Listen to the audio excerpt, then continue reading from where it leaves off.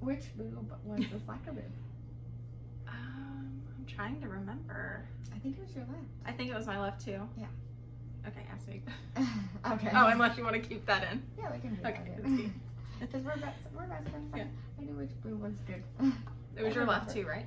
Let me think. I know, I'm trying to think. No. No, it was your Oh, right. no, it was. Yes, this boob made fucking Yes, nothing. yeah, and this because one you were was- always like, yeah. Always beating him off the right? You remember that shit? No milk for you.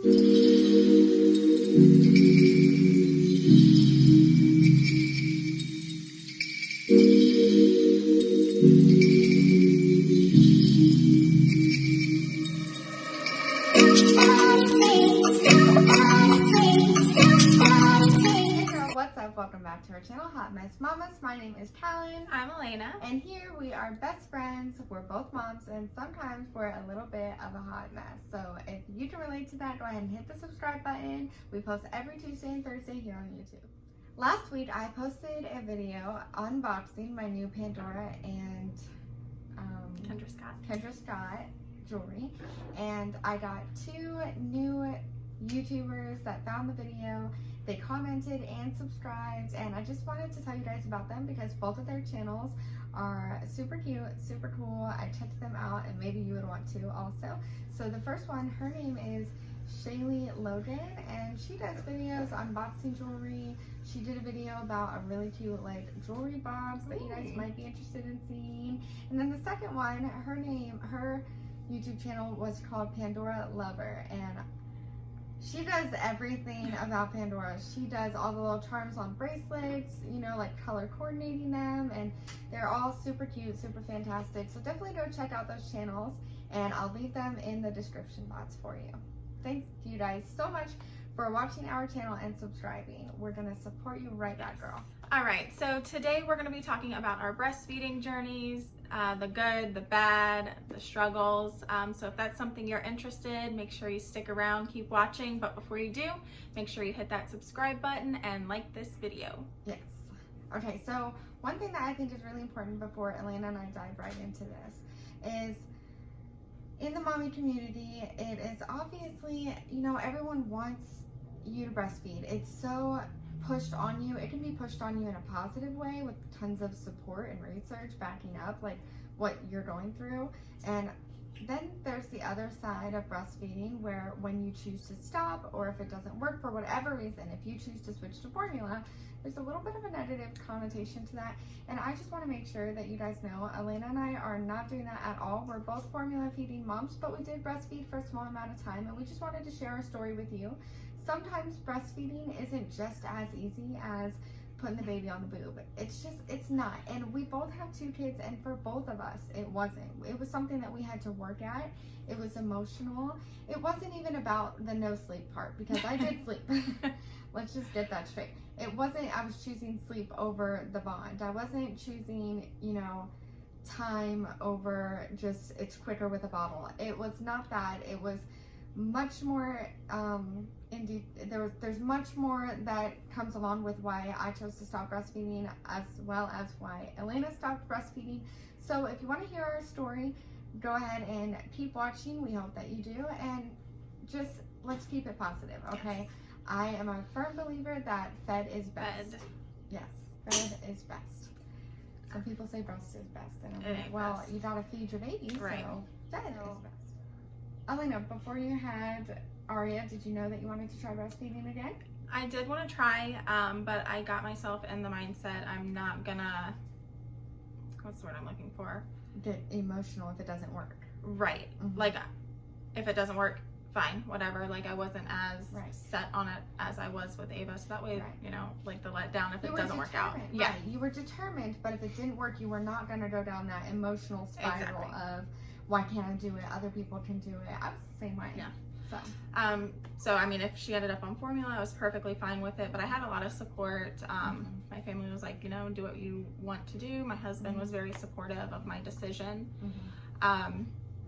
So immediately right when she was born, I asked like, hey, can we try and latch? I mean, obviously she's not gonna get a whole lot, but and she did. She latched almost immediately. And things were good until we hit that second night. And I'm going to say right now, I'm not a breastfeeding expert. Do not do what I did, because anyone who is a breastfeeding expert will tell you not to do this. But Okay. the second night we were in the hospital, I could not get her to settle down. Okay. And so I felt like, okay, maybe she's hungry. So I did end up giving her a little bit of a bottle that night. It didn't help. She had colic. That's why she was crying. Oh. But we came home. I didn't bring my breast pump with me to the hospital. Yeah, I didn't either. They don't want you to pump at first. Yeah. Some people choose to, and that's great, but it can also lead to like mastitis, because you're telling your boobs that you need like 16 ounces and you just don't need that yet, you know? Yeah.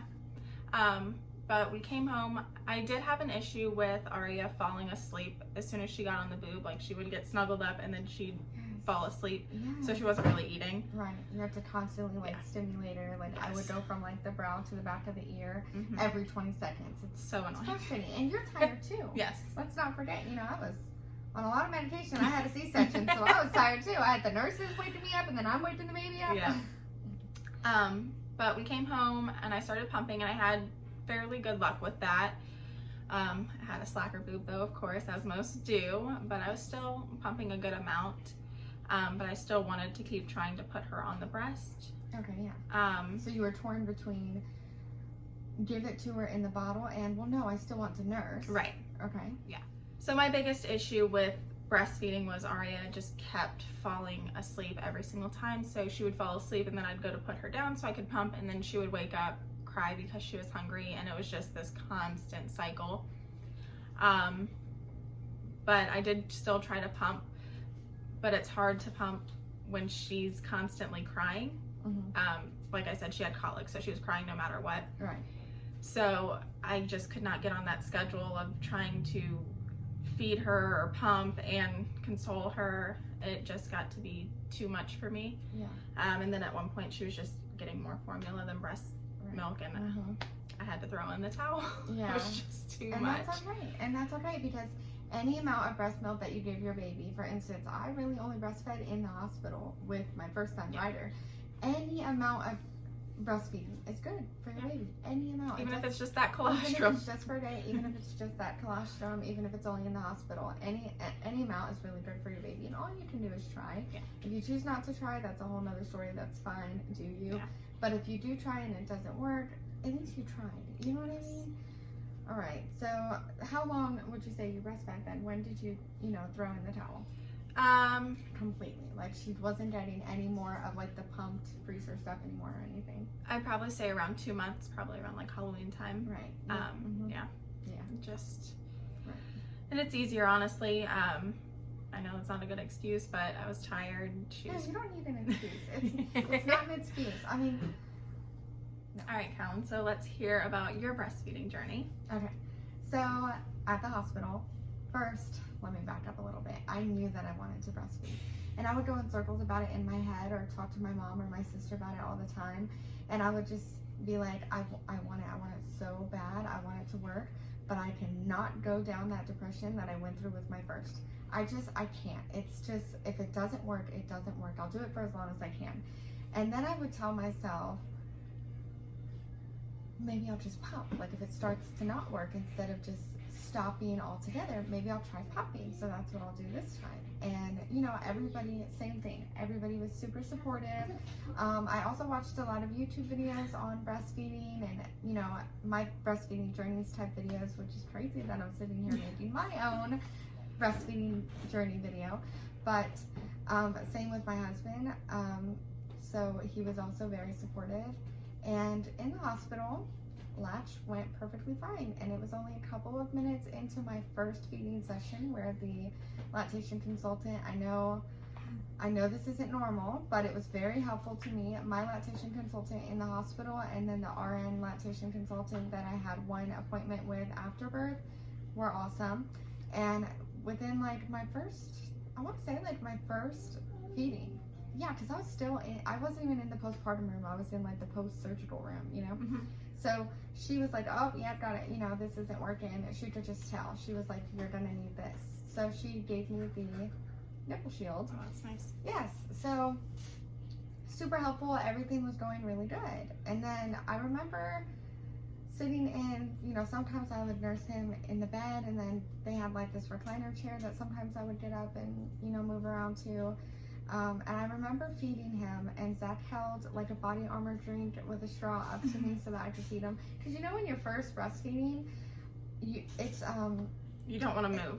You don't want to. You feel like you can't do anything else. I have to sit here so still. Yes, and I needed the boppy. Oh yeah. Every single time I needed the boppy. Even after I came home for like another week, every feeding I had that boppy. But I'm sitting there, and when I first started breastfeeding, on my left side I could hold him cradle. On my right side, for whatever reason, I had to put him in the football hold. Oh. So I had to have his feet behind me. I don't know what it was, but that was just what was working for me at the time.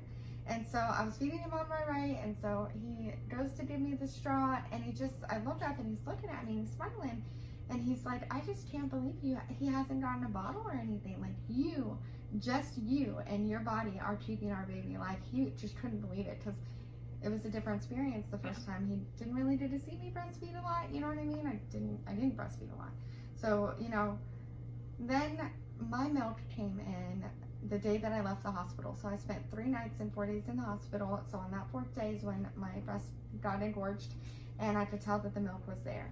But I have to say that on that first day, when we went back home, I was taking a shower, and I noticed that my right was significantly bigger than and I'm telling you, like, this girl's size. And then like and the other one was just like pretty regular size, like a little bit. And I thought I had mastitis.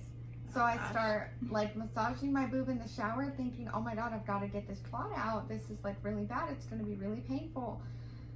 So I'm just like letting my milk go down the drain. But I was like, maybe I'll just get out of the shower and put him on the boob, so I'm not wasting my milk that I've been working so hard to make. You know what I mean? So, you know, you live and you learn. And that first night was really, really hard. He was cluster feeding from about 3 o'clock. We left the hospital around 4. And at 3 o'clock until about 6 a.m. the next day was my first cluster feed experience. And I remember texting you and being like, girl, how's everything going over there? Because it ain't going well.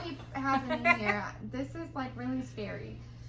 Oh my God, it was really hard. And I just sent Zach up to bed because I'm like, I'm nursing. There's nothing that you can do. Yeah. Literally nothing. Like, we're getting our 4-year-old back the next day. Just go sleep so that you're well rested to like take care of him. So everything seemed to be going fine, and I was pretty proud of myself. And the first 2 weeks, I kept telling myself, it's fine, everything's fine. But I'm telling you, I just felt like he wasn't getting any on the left side, any at all. I'm not being sarcastic. I'm telling y'all, I don't think he was getting any. You saw it. I saw it. I don't think he was getting any. So that's when I made, around that 2-week mark is when he needed to go in. And then I also asked to go in and speak to the lactation consultant. He was also born with jaundice, so they needed to check on that. So we just spent the whole day in the hospital checking on him. And they were like, okay, well, you know, he's getting enough. You know, they were like, he's peeing, he's pooping, it's fine. So I was like, okay, they said it's fine. But then by the time I made it to like our regular, like out of the hospital, like our regular clinic, PCP, whatever, they were like, you need to come back in a week for a weight check. That was the same with Arya too. Right. Yeah. You need to come back for a weight check. You need to come back for a weight check. So I was like, if they're weight checking him, he's not making the weight that he's supposed to be. Every single week. Right, for that first month. So until they gained, I don't even remember what. Yeah. Their birth weight. So at 1 month old, they should either be at their birth weight or past their birth weight. Maddox was not at his birth weight. Yeah. At 1 month old, he was not at his birth weight. So around 5 weeks is when I started pumping. I got the okay from a lactation consultant. And this was like the 3rd time that I had spoken to her. And she said, why don't you start pumping? Let me know what you get. I want you to pump every 2 hours for 20 minutes. And on both boobs, you know, at the same time. And I'll call you back in 4 days, and I'll see what you're getting. So log down what you're getting. So every time I would say, you know, I got 2 ounces in the right, less than half an ounce. I'm telling you guys, I will insert a picture here. Less than half an ounce. Over my face. less than half an ounce on my left. I would get 3 ounces on a really good day, like especially that morning pump. I would get like 3.5 ounces, but nothing on my left. And so finally she was like, I didn't want to tell you this at first because I could tell that you want to breastfeed. You know, she didn't want to discourage me. Of course, they're not going to say anything until it's like for sure. Yeah. And she said some people do not have a lot of like the milk producing tissue, and so that boob just doesn't. It happens with women in cancer too. If a woman has like breast cancer on like one side, she'll like only nurse on one side as much as she can and then end up having to switch to formula. I didn't have cancer or anything, but I didn't have a lot of milk produce, you know, that tissue, whatever tissue that makes the shit, it wasn't making it. So it was really hard for me. I was like, man, if it wasn't for that, I could totally still do this because he was sleeping. I had him on a schedule. He was eating pretty well. I was still using the nipple shield for the most part. I remember one day I did lose it. This is the only time that I got really upset, and I had family around. My dad and his wife were home here visiting, and one thing that I did struggle with breastfeeding that I didn't have a problem with Ryder because I wasn't breastfeeding was I felt like a baby hog. I felt like I was always holding him, and when my dad was in town and his wife, I knew they wanted to hold him, but I felt like I was holding him, but I swear I was nursing him. I wasn't just doing it on purpose, you know what I mean? And once she told me that and said, like, just breastfeed as much as you want and keep pumping, and, you know, and if you have to stop, you have to stop. You know what I mean? It's she said, it's up to you. You can supplement, there's many different ways that I could go about it. So, I went upstairs and I took off my shirt and bra and took off Maddox's clothes, and I just sat and I was doing skin to skin with him, and Zach came to check on me, and I was just in tears, and I'm like, I don't think I can do this I don't know how much longer I can do this, and it's really, really making it. And around the same time that he goes to walk away, I start like crying even more, and I move him off me, and I take a baby wipe and I'm rubbing my right side because I had a letdown on my right side and not my left side. And I was like, it's literally not making any, like, what the? Yeah. It's so frustrating because I was doing so well. 5 weeks without a bottle. I went amazing. 5 weeks without a bottle, and the first time I couldn't even make it at the hospital. So I thought I was going to be able to do this. I thought I was going to be able to do this, and it wasn't working out, and it was really heartbreaking for me. You know, it sucked, but I kept pumping. I remember one time I told you, hey, I got 13 bags in my freezer, and she was like, girl, are you serious? And I remember thinking 13 bags was a little bit because I've seen people that like need to buy a whole deep freezer. Yeah. You know what I mean? But she, you know, you were one of my biggest supporters too, because she was like, girl, I only have 3. You know, like, good for you. You know what I mean? So I did give him, he got breast milk all the way until he was 3 months old, but he was completely off the boob at around 8 months old, so 2 months old 8 also. weeks. Yes, 8 weeks. Sorry. He was 8 weeks old when he was completely off the boob, but he still continued to get it for about another month, and I would just give him the breast milk every other feeding, and then every other feeding was the formula. Remember when I was doing that? It was a lot. After I had just like my one little meltdown about it, you know, I just looked at my baby, and, you know, at this point he still needed to gain weight. He was still going in for weight checks. And I'm like, why am I going to do this to myself? I made it so far, and I'm very, very proud of myself. Did get breast milk until he was 3 months old. And remember when we were on that walk? And I was like, I just want to make it to 3 months old. To me, I did, because he still was getting it. I just hadn't put him, just hadn't nursed. So that is our breastfeeding stories. And I hope that any expecting moms that choose to breastfeed can learn from this story, and just know that when you decide to start breastfeeding, if you decide to stop, if for whatever reason, we support you, and we are so happy for the amount of time that you did breastfeed. And it's not necessarily going to be hard for you. It's not necessarily going to be easy for you. Everyone is different. Some it comes very easily. Some of us have to really work for it. But whatever decision you make, it's your baby. As long as they're healthy and happy, that's all that matters. All right, guys, so that was our video today. We hope you enjoyed it. Make sure to leave us a comment below what your experience was breastfeeding, or if you're expecting mom, you know, if you plan on breastfeeding and what fears you might have. And let us know what you guys want to see in the future. Yes. right. We'll see you next time. Bye.